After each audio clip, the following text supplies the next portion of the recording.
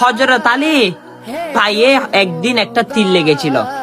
তখন তার সঙ্গী সাথীরা সে তীরটা তার পায়ে থেকে ছুটাতে চায় কিন্তু পারে না। সে অনেক ব্যথা অনুভব করে। তখন হযরত আলী নামাজের মধ্যে দাঁড়ালো।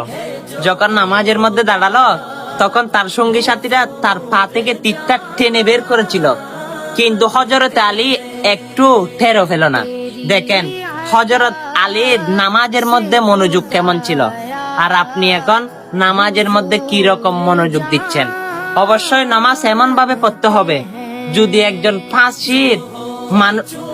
ফাঁসির মঞ্চে দেওয়া মানুষকে যদি জিজ্ঞেস করা হয় আপনার জীবনের শেষ ইচ্ছা কি, তখন সে যদি বলে নামাজ হচ্ছে আমার জীবনের শেষ ইচ্ছা, আমি নামাজ পড়ে ফাঁসির মঞ্চে যেতে চাই, তখন মানুষটি হৃদয়ের অন্তর্ভুক্তি নিয়ে, আল্লাহর প্রেম নিয়ে, রসুলের ভালোবাসা নিয়ে যেভাবে নামাজ পড়বে, অবশ্যই আপনি ঠিক সেভাবে মসজিদে গিয়ে নামাজ পড়বেন।